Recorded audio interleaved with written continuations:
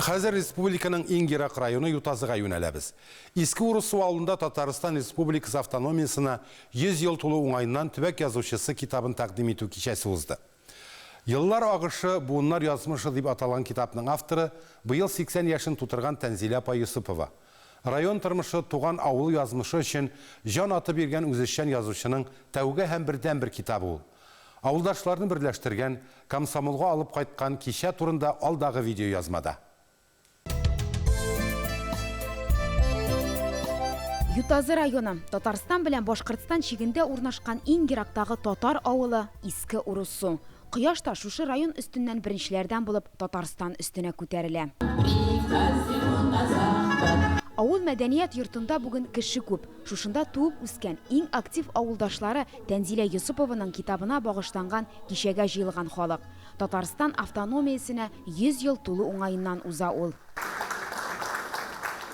Еллар агышы буыннар язмышы дигән китап моннан 3 ел элек дөнья күрә. Район тарихын чагылдырган бу җыентыкны ул чакта халыкка зурлап тәкъдим итә алмыйлар. Быел менә мөмкинлек килеп чыга.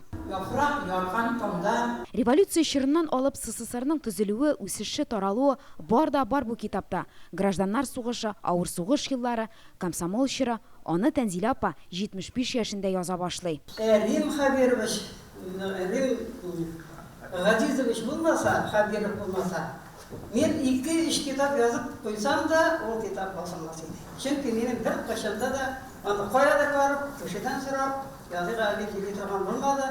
Ул шундый настырный алымды, шундый ул миңа языга әле, шул китапны ишәк шизлим инде дип кергәч инде мин риза булдым, конечно. Авыл республикасы СССР тарихы сәхнәдә дә бүген әнә шул тема.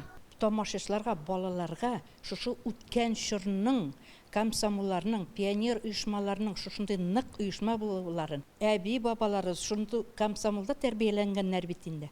Алар да шушындай ныклы булып, бер авырлыкларга бирешмичә, сугышларны, ачлыкларны җиңгәннәрен шуны күрсәтәбез килде. Китап битләрендәге геройларны да әллә каян эзләп йөрми автор. Авылдашлары, күршеләре, комсомол дуслары, аларның язмышы бар да китапта урын ала. Монда ул безнең балачакны да яктыртты. Безнең минем дә сөйләдем, әниләрнең сыер җигеп колхоз җирен сөргәннәренә. Менә Тәнзилә белән комсомолда эшләдек шул чакта. Менә Татарстанның 100 еллыгын бәйрәм итәргә җыенабыз, әйме?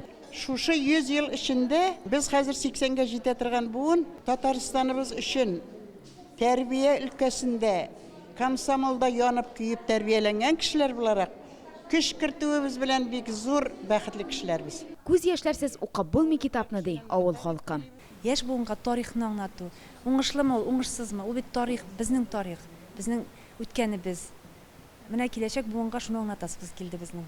Очрашуга күршер авыллардан да, районнан да кунаклар килгән иде. Иң беренче безнең максатыбыз тарихыбыз онытылмасын, тарихыбыз шушылай китап битләренә кирип калсын. Бездән соң килгән балалар дагы шушы китапларны укып, безне искә алсыннар. Ютазыда үзешчән язучылар күп ди Наилә ханым. Аларның аерым оешмасын төзергә дә уйлап торалар икән.